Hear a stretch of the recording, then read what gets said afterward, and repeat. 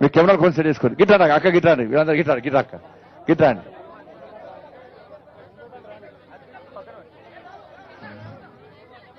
ఇటు స్వాగతం అటుపోండి.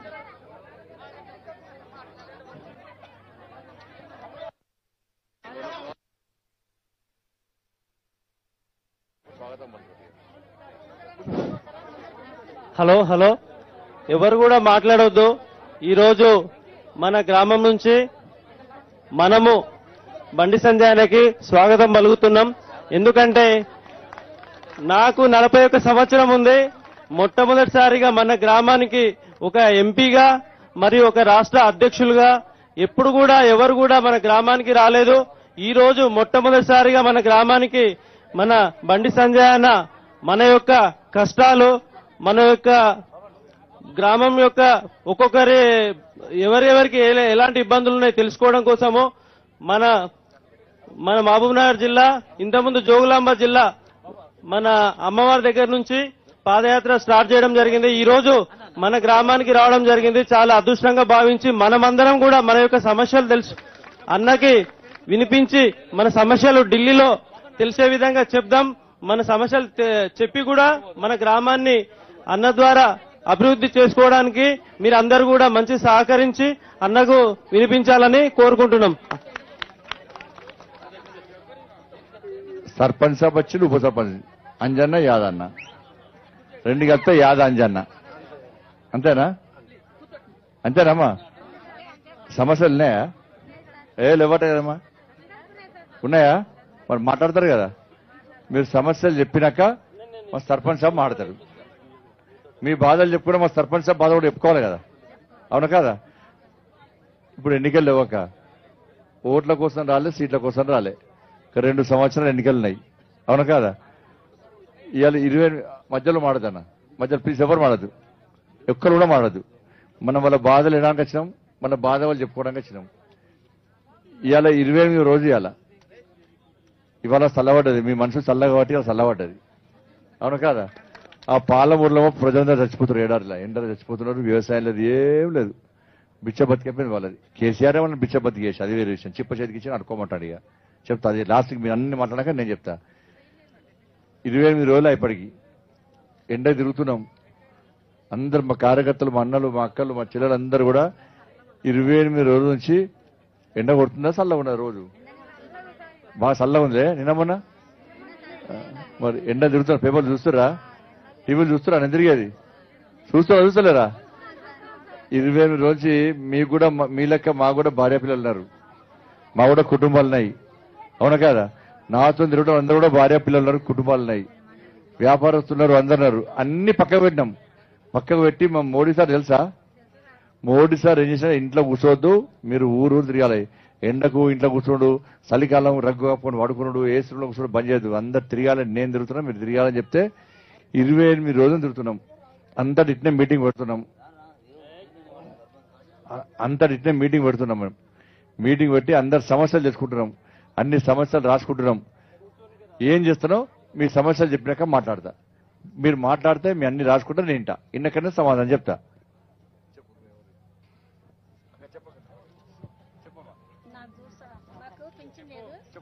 మా మోడికి ఇన్ని రోజులే ముసలు ఉన్నారు, పింఛన్ లేదు, భూమి లేదు.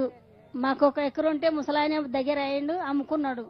అది 6,000కి అమ్ముకుండా, 7,000కి అమ్ముకుండా వాళ్ళు ఇమ్మంటే ఇస్తలేరు. నేను ఒక్కదాన్ని చేయాలి, ఒక బిడ్డ పెళ్లి చేసిన, ఆమె కష్టాలతోటి ఉంది. ఆయనకు పింఛన్ లేదంటే ఆయన ఏజ్ ఎంత ఉందో చూడండి సార్. ఆ ఏజ్ ఎంత ఉందో ఇప్పుడు డాక్టర్ సిస్టర్ మేడం కూడా వచ్చి ఫోటో మాట్లాడింది. ఆయన పిడిసి వస్తుంది, పని చేయడు, ఇంటికాడనే ఉంటాడు, ఏమనేది తెలియదు. ఇక భూమి లేదు, ఏది లేదు. నేను దేవాలి, ఆయనకి ఎత్తాలి. ఒక కొడుకుంటే చేజాలకే కన్నా పోయింది. సార్, మీకు ఈ ఊరికి వచ్చినందుకు ధన్యవాదాలు. ఎందుకంటే మా ఊరు కూడా మేము చాలా బాధల్లో ఉన్నాం. 2 సంవత్సరాలు 10 సంవత్సరాల నుంచి కూడా అంజయ్ సార్ను ఎన్నుకున్నందుకు కూడా కొంచెం వరకు న్యాయానికి వచ్చేసినాం. ఇప్పటికి చాలా మంచిగా ఉన్నాం సార్. ఇప్పటికైతే మాకు ముందుకు ఇంకా మంచిగా చేస్తే మంచిగా ఉంటుందని చాలా ఆశపడుతున్నాం సార్. మేము మాట్లాడు.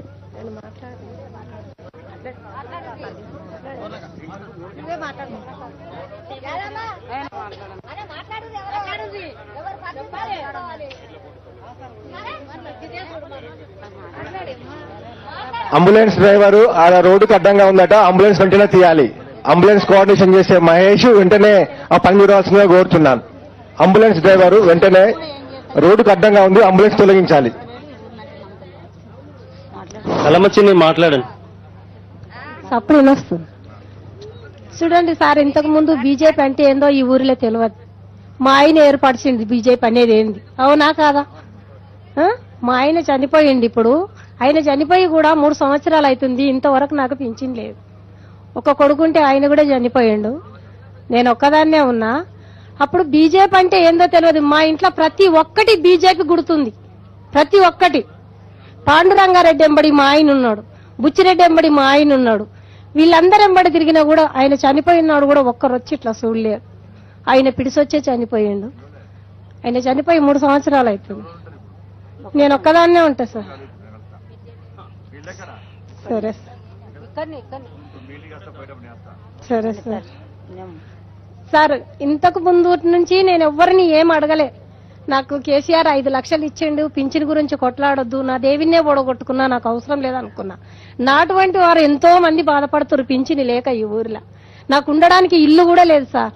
మొన్న కొంచెం అంత ఒక 5 గుంటల పొలం ఉంటే అంజయ్య సార్ తోటి అమ్మిపించుకొని ఇంత గూడు కట్టుకుంటున్నా. ఉండనీకే ఇల్లు లేదు, ఇంత పొలము లేదు, నాకు కొడుకులు లేరు, ఒక్క కూతురు ఉంది, అమ్మాయి పెళ్లి చేసిన. నేను ఒక్కదాన్ని ఉంటా, నేను మరీ నిరుపేదను. కనీసం పింఛనన్నా చేయరా సార్ ఈ ఊర్లో? సాదుకుంటా సార్, నేను కష్టం చేసి పెట్టనీకి కూడా నాకు శక్తి ఉంది సార్. సరే సార్, ధన్యవాదాలు మీరు వచ్చినందుకు.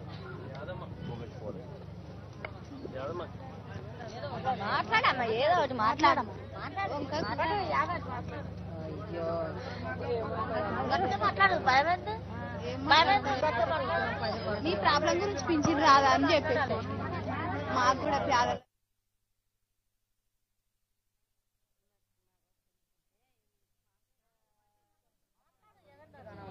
ఇల్లు పోయిందండి, మా ఆయన కూడా పింఛన్.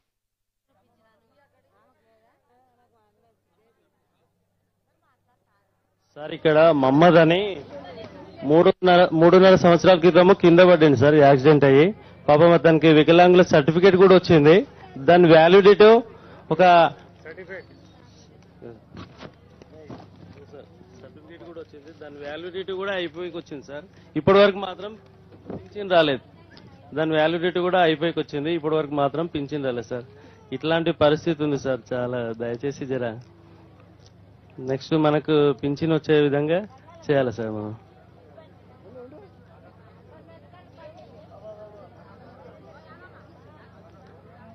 పర్మనెంట్ కాకుండా 5 years.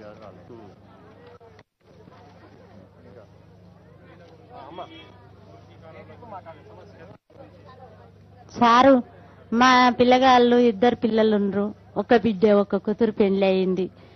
మాకు భూమి లేదు, ఏం లేదు.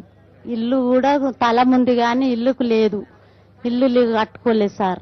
మాది గుంతలకు అయింది, చాలా గుంతలకు అయింది. మా భర్త వెళ్ళిపోయిండు. నాకు పింఛన్ కావాలి, ఇల్లు కావాలి. మాకు భూమి లేదు, ఏం లేదు. మాకు ఏది ఇయ్యలే మాకు సార్.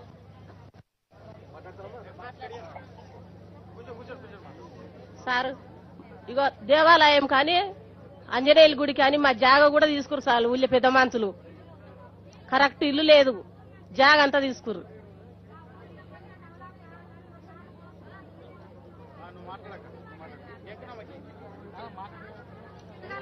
ఇల్లు జాగ సార్, ఇల్లు లేదు, ఇల్లు కట్టుకోలే నేను. జాగ ఆంజనేయుల గుడి కానీ తీసుకురు. ఏనన్నా చూపించలే కదా సార్ జాగ మాకు. గుడికి అందరికి దేవుడే, నాకు ఒకదానికి దేవుడు కాదు కదా. మాకు కూడా జాగ ఏనన్నా చూపించాలి. గుడికి పోయింది సార్, జాగ ఇండే ఉంది, రోడ్డు మీద ఆడికెళ్ళిన దాకా గుడికి పోయింది.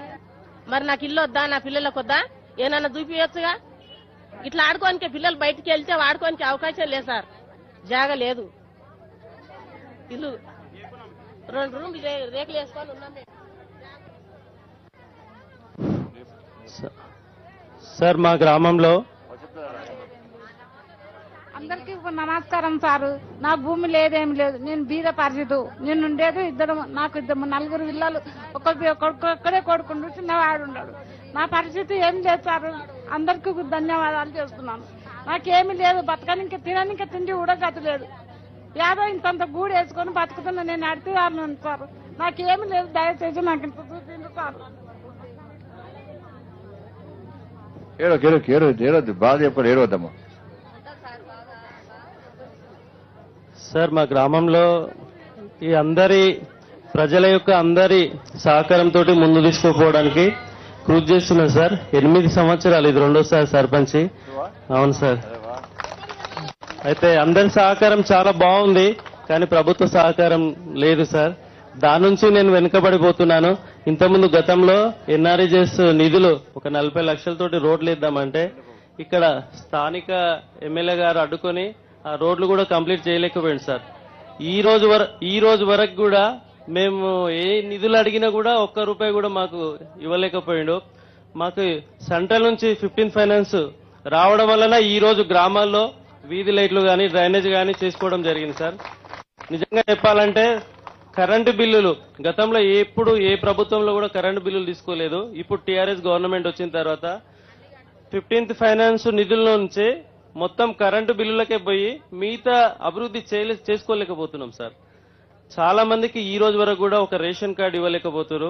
3.5 సంవత్సరాలు కొత్తగా రెండోసారి సర్పంచ్ అయినాక ఒక్కరు కూడా పింఛన్ ఇప్పించలేకపోతున్నాం సార్. ఆ భయానికి నేను అసలు ఇక్కడికి రావాలంటేనే భయం అవుతుంది. అలాంటి పరిస్థితి ఏర్పడింది సార్. రేషన్ కార్డులు, పింఛన్లు, ఇండ్లు అసలు ఎలాంటి కూడా ఒక్కరికి కూడా ఒక హామీ కూడా నెరవేర్చలేకపోతున్నాం. అందుకని సార్ ఖచ్చితంగా ఈసారి బీజేపీ ప్రభుత్వం వచ్చిన తర్వాత ఫస్ట్ మొట్టమొదటిసారిగా మా గ్రామాన్ని మీరు దృష్టిలో ఉంచుకొని గ్రామానికి ఇప్పుడు కూడా సార్ మేము మీ వచ్చి కలిసి మా గ్రామానికి సీసీ రోడ్లు కానీ డ్రైనేజ్ లింక్ రోడ్లు అవసరం ఉన్నాయి సార్. లింక్ రోడ్లు ఖచ్చితంగా ఇవ్వండి. ఎందుకంటే మాకు స్థానికంగా ఎమ్మెల్యే ఉన్నారు, మమ్మల్ని బీజేపీ అని చెప్పేసి చాలా ఎవరు కూడా చెప్పుకోలేకపోతున్నాము. అందుకనే మీరు మా పైన దయ ఉంచి, ఎందుకంటే మా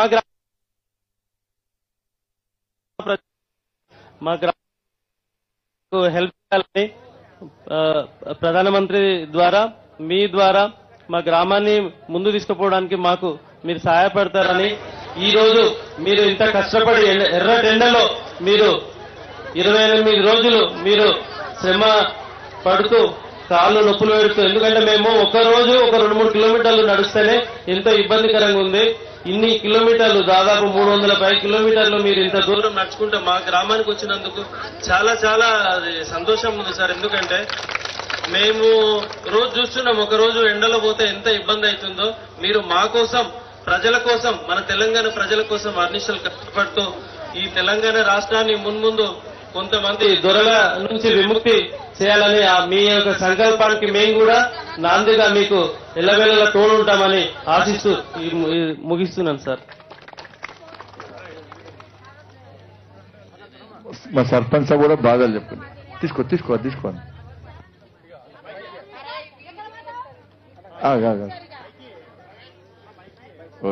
చాలు సర్పంచ్ మాట్లాడి చెప్పమ్మా. మేము కూర్చి 4 సంవత్సరాలు అవుతుంది సార్.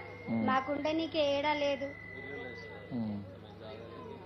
కేసీఆర్ డబుల్ బెడ్రూమ్ ఇవ్వలే అక్క? నీకు ఇచ్చినారని వద్దని చెప్తాను. రాగా చెప్పిండు నాకు కేసీఆర్ సార్ ఆమెకు ఇచ్చినా చెప్పిండు. అబ్బో మీరు కేసీఆర్ దొరికే కొరికి సంపతున్నారు మీరు. కేసీఆర్ వస్తే ఈయన కట్టేస్తున్నారు మీరు, అంతేనా? కిరాయకే అంటున్నాం సార్. ఇరా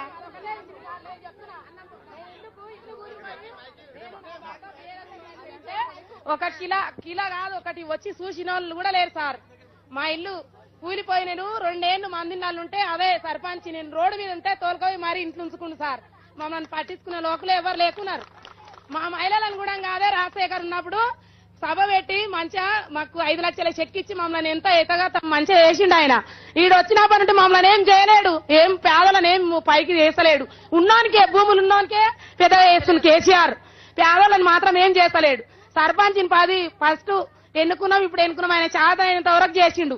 ఇప్పుడు చేతమంటే ముందు కోతమంటే మొత్తం కంపలు కొడుతురు తవ్వలకు. వాళ్ళు ఏం ఈయనేం చేస్తాడు. మేము ఈయనను ఓడుస్తున్నాం. అంతేనా సార్? మేము ఏమంటాము, నిన్ను గెలిపించినాం కాబట్టి నువ్వు చేయి సార్ అని చెప్తున్నాం.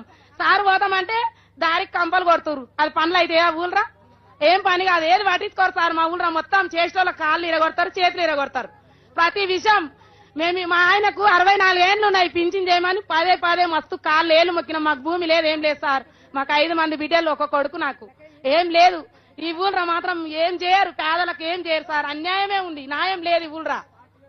పార్టీ విషయమే చూస్తారు సార్, ఇప్పటికైనా చేస్తారు. పార్టీ లెవెలే చూస్తారు. మేము అందరం సమానం అనుకుంటాం కానీ అట్లే చేస్తారు ఈ ఊళ్ళో. ఏం చేయరు, నిరుపేదలకు మాత్రం ఏం చేయరు. రాజశేఖర్ ఎక్కడుంటే ఆయన గాని ఆయన బొక్కలకు మంచిగా ఒరిజినల్ గాని ఆయన ఉంటే మమ్మల్ని ఎంతో మంచిగా చేసు. అదే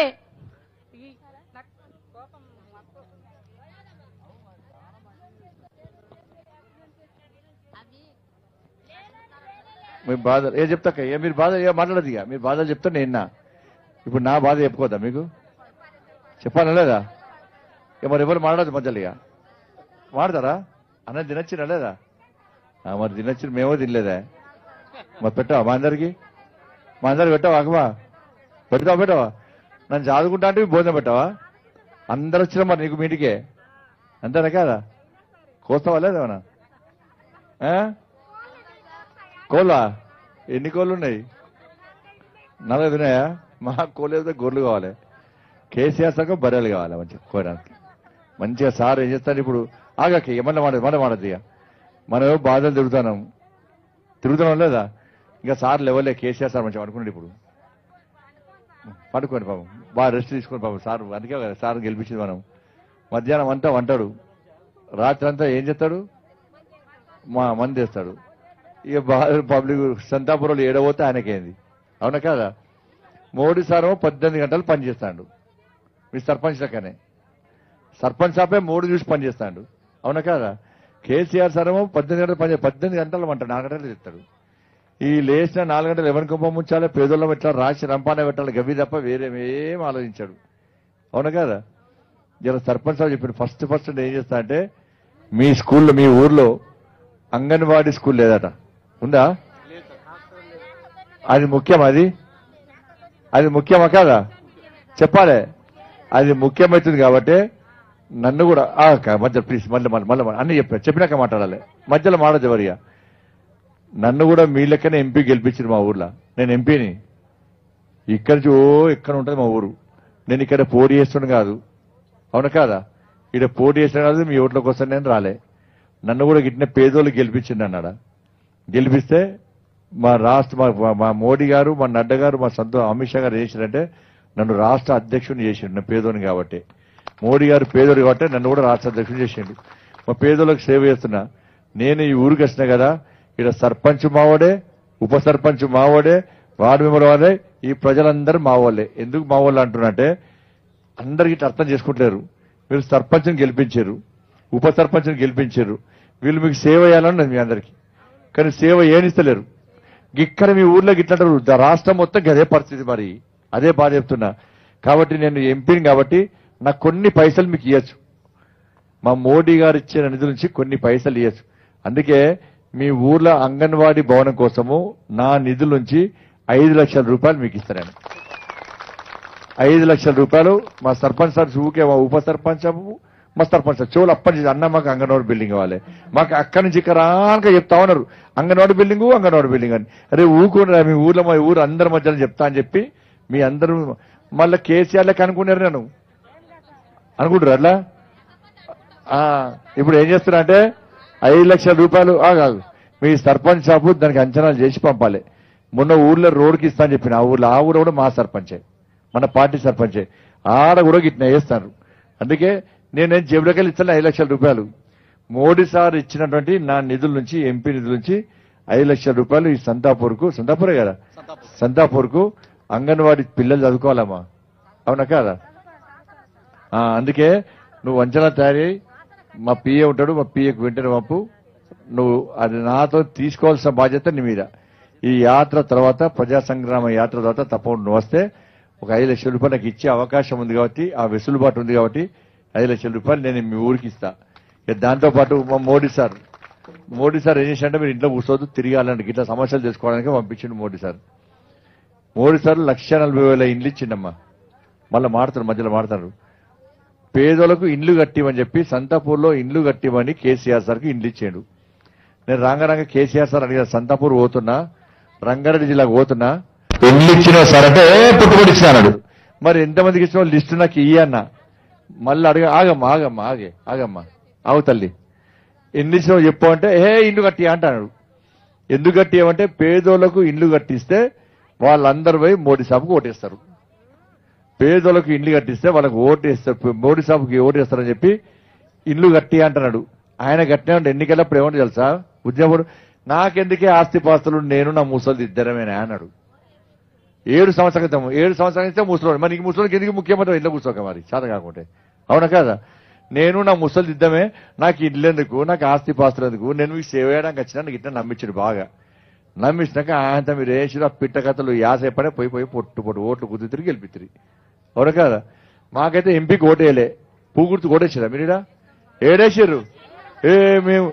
మీరు ఓటేసి సర్పంచ్ కాదు ఎమ్మెల్యే అయితే మీరు ఓట్లు వేసారు కదా. మీరు ఏం చేయాలంటే అబ్బా కరెక్ట్ ఒప్పుకున్నారు, ఈ ఊరు నాదే, ఈ ఊరు మాదే కాబట్టి అందుకే 5 లక్షల రూపాయలు ఇచ్చిన. ఎక్కడ ఇవ్వలే.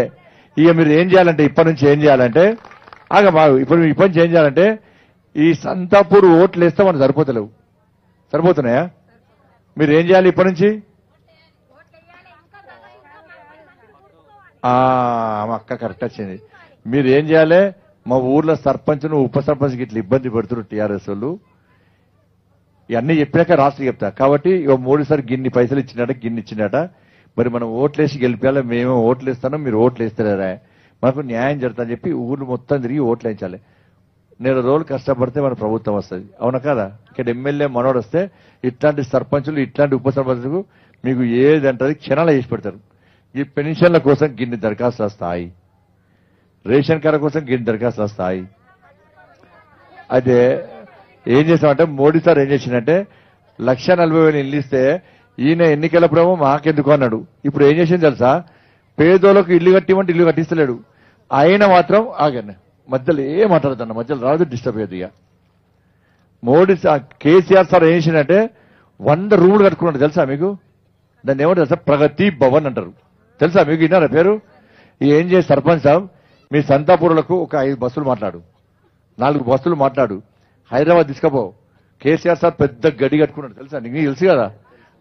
ఆడ ఆపితే పోలీసు వద్ద కొట్టిస్తాడు ఇళ్ళని, మళ్ళా ఆపద్దు, పోలీసు కొట్టిస్తాడు, పట్టించు కాదు.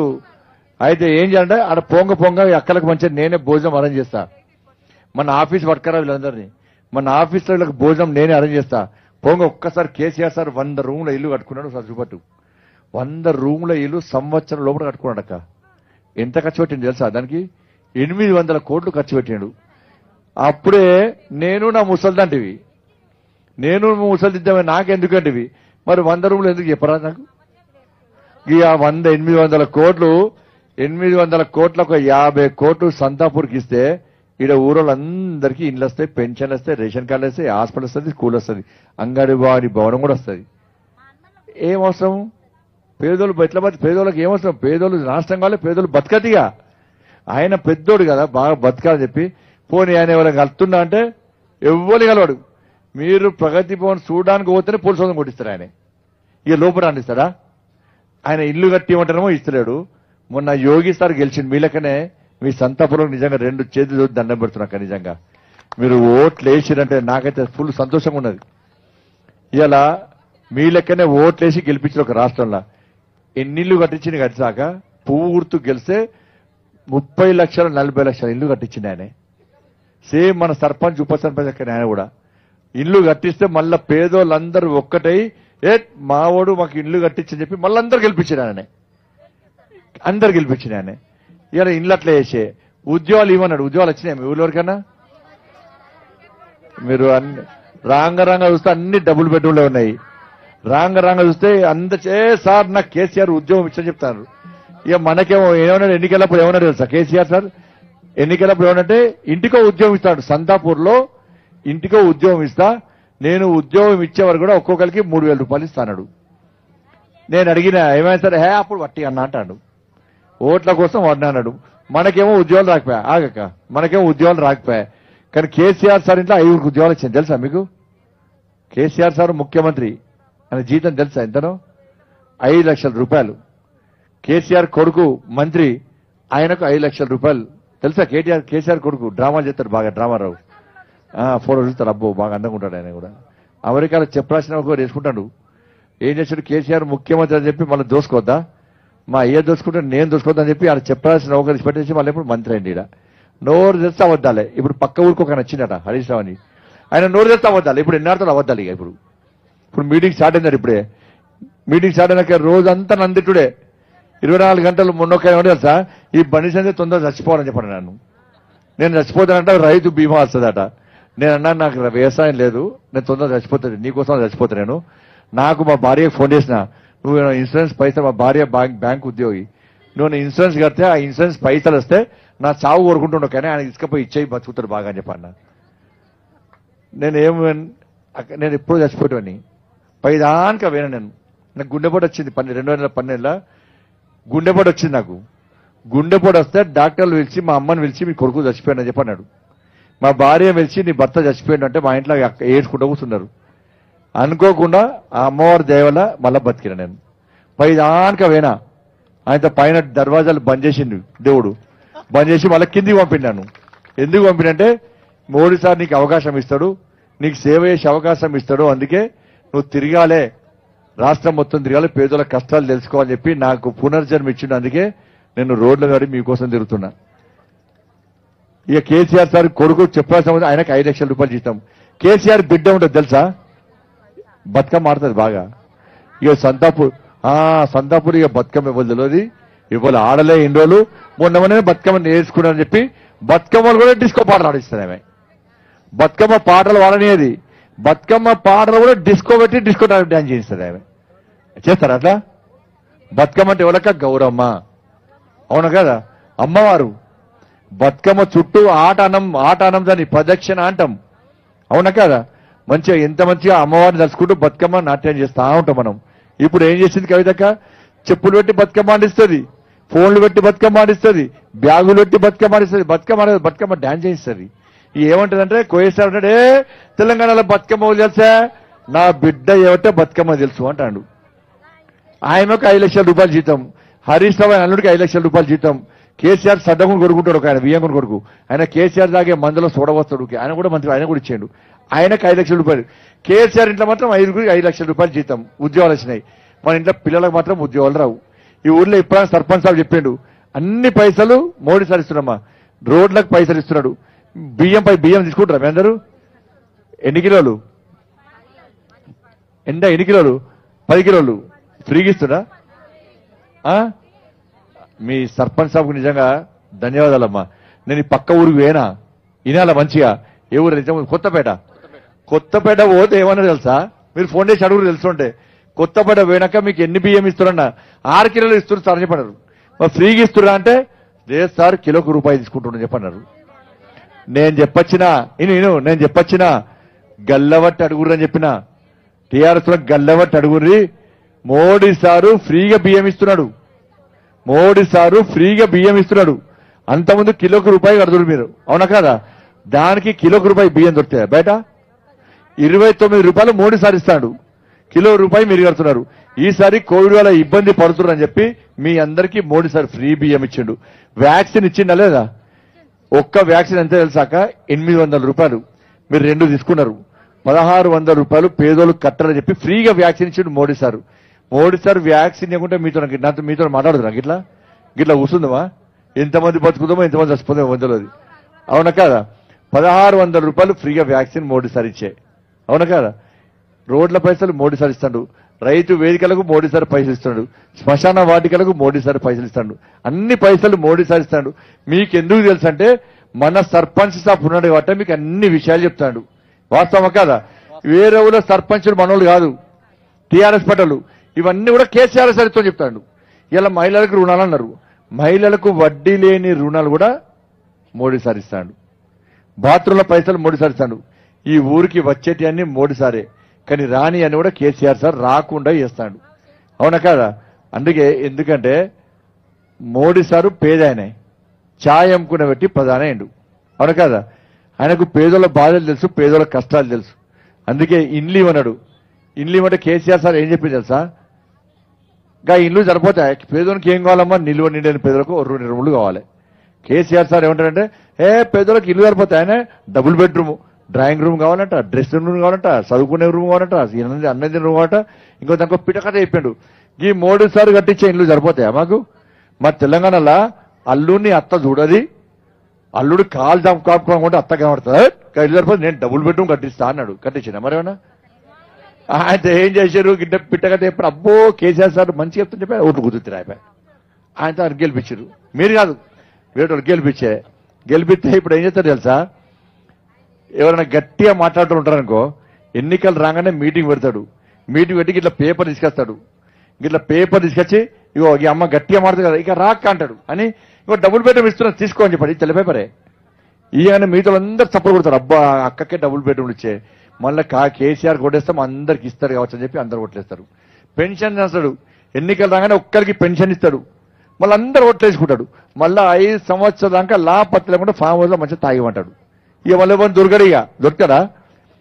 ఇలా ఎట్లయిపోయిందంటే నీళ్లు లేవు, వ్యవసాయానికి నీళ్లు లేవు, తాగడానికి నీళ్లు లేవు, ఉండడానికి ఇండ్లు లేవు, చేద్దామంటే ఉద్యోగాలు లేవు, కూలి పని చేసుకుందామంటే ఉపాధి లేదు, ఏం లేకుండా పేదలు హరిఘోష పడుతున్నాడు. నానా రాసి రంపాన పెడుతుండు రాక్షసుడు. ఎందుకంటే ఆయన పెద్దోడమ్మా, ఆయన పెద్దోడు. ఏమనంటే తెలంగాణ నేనే తెచ్చినా అంటాడు. ఎవరు తెచ్చి? తెలంగాణ కేసీఆర్ తెచ్చిండా? ఇవాళ ఎంతమంది పేదోళ్ళు చచ్చిపోయారు? 1400 మంది పేదోళ్ళు చచ్చిపోయారు. అవునా కదా? 1400 పేదోళ్ళు, పెద్దోళ్ళు ఎవరు చచ్చిపోలే, పైసల్లో కూడా చచ్చిపోలే. మన తెలంగాణ ఏమవసరం? ఎవరు కావాలి? తెలంగాణ మనకు కావాలి. అవునా కదా? ఇలా కేసీఆర్ సార్ నేనే తెచ్చి అంటాడు. మరి 1400 పేదోళ్ళు చచ్చిపోయాయి. మరి కేసీఆర్ కొట్టాడిందా? కేసీఆర్ దీక్ష చేసిన మంచిగా నటించాడు బాగా. కేసీఆర్ బిడ్డ కొట్టాడిందా? కేసీఆర్ కొడుకు కొట్లాడిందా? కేసీఆర్ అల్లుడు కొట్లాడిందా? కేసీఆర్ ఇంకో వియ్యంకుడు కూడా కొట్లాడిందా? మరి 5గురికి ఎందుకు మంత్రి పదవులు కావాలి? అంటే మన తెలంగాణ రాష్ట్రం తీసుకున్నది కేసీఆర్ కుటుంబం కోసం మనం తీసుకున్నది. ఆయననేమో కోట్ల రూపాయలు సంపాదిస్తాడు, పేదలేమో నష్టపోతారు. కాబట్టి మోడీ సారు ఛాయంకున్న వ్యక్తి పేదోడు అని కాబట్టి పేదోళ్ళ బాధలు తీసుకోవటం గిన్నిస్తాడు. ఇచ్చటోడు మనోడక్క, ఇచ్చటోడు మనోడు, కానీ పంచటోడు మనోడు కాదు, పెద్దోడు కేసీఆర్ సార్. అందుకే నేను ఏమంటున్నానంటే, అందుకే పేదోళ్లకు తెలంగాణ రాష్ట్రంలో ఇక్కడ ఎమ్మెల్యే మనకు లేకున్నా, ఎంపీ లేకున్నా మోడీ సార్ గండిస్తాడు. అవును కాదా? మీరందరూ ఎన్నికలు రాగానే చుట్టుపక్కల ఊరు తిరగాలి, పూర్తి కోడేస్తే మన ఎమ్మెల్యే మన ఎంపీ అయితే మీకు నిధులు వస్తాయి, నీళ్ళు వస్తాయి, ఉద్యోగాలు వస్తాయి, డబుల్ బెడ్రూమ్లు వస్తాయి, పెన్షన్లు వస్తాయి, జాగాలు వస్తాయి, అన్ని రకాలు వస్తాయి. ఇచ్చేటోడు మనోడు, పంచటోడు మనోడు కాబట్టి పెద్దోడు కాబట్టి పేదోళ్ళ రాజ్యాన్ని రావాలి. అవును కదా? పేదోళ్ళ రాజ్యం రావాలి. మీరంటే నీ ఏజ్గా ఓటేస్తున్నారు. కేసీఆర్ ఏమంటాడంటే పేదోడు కష్టాలు ఉంటాడు, పైసలు పడేస్తే మాకు ఓట్లు వేస్తారు. ఒక్కసారి పైసలతో ఓట్లు వేసుకుంటాడు, 5 సంవత్సరాలు మనని ఇబ్బంది పెడతాడు. అందుకే ఇక మీ దగ్గర ఎక్కువ ఎప్పుడు అవసరం లేదు, ఇక మీ అందరు మాకే ఓటేస్తారు. అవును కదా? అందుకే ఎన్నికలు రాగానే సంతాపురం అందరూ కూడా ఈ కొత్తకోట ఇవన్నీ ఊర్లు తిరగాలి.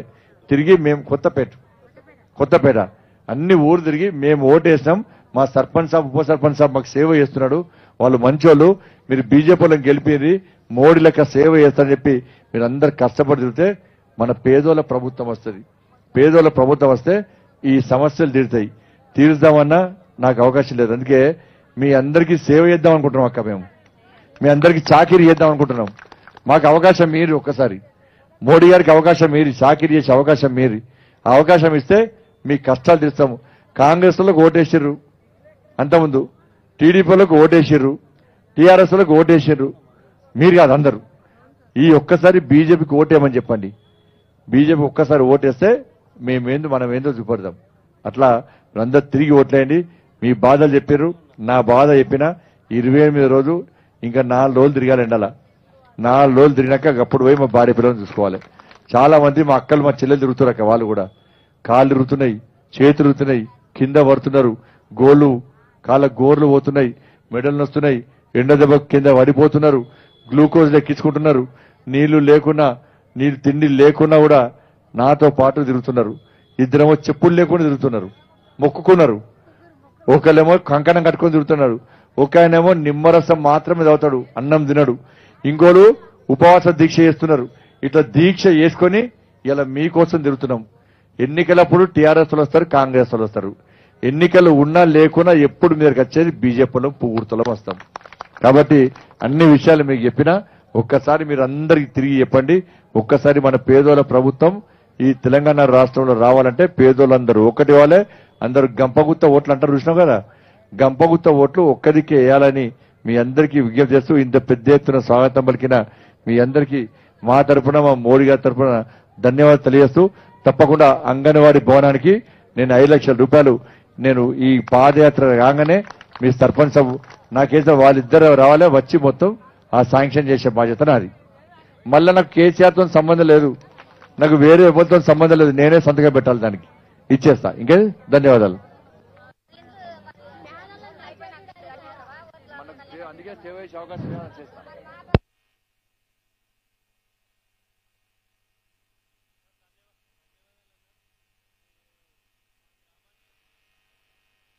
తెలుసుకుని మాకు అంగన్వాడీ బిల్డింగ్ మంజూరు చేస్తున్నందుకు చాలా మా గ్రామం తరఫున ప్రత్యేక ధన్యవాదాలు. ఇంకా చాలా విషయాలు కూడా ఉన్నాయన్న, మేము ప్రత్యేకంగా మిమ్మల్ని మన ఆఫీస్ దగ్గర కలుస్తాము.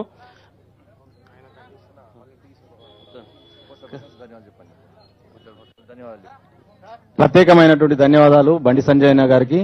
మహాసంగ్రామ యాత్ర మరి ఇక్కడ మా దగ్గరికి వచ్చి మా యొక్క మరి గ్రామ ప్రజల సమస్యలన్నీ కూడా మరి పరిష్కరించే విధంగా మాట్లాడినందుకు మరి మా ఊరి అందరి తరపున పేరు పేరున మనస్ఫూర్తిగా ధన్యవాదాలు తెలియజేస్తూ ముగిస్తున్నాం. Thank you.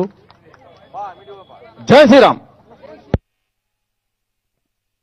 మీరు చూస్తున్నారు ఐ డ్రీమ్ న్యూస్ ని. Please subscribe I Dreams. For more videos subscribe I Dream. Please subscribe for more videos I Dream. For more videos subscribe I Dream. Please subscribe. I Dream channel. Do subscribe I Dream. I Dream channel ని subscribe చేయండి. Do watch I Dream.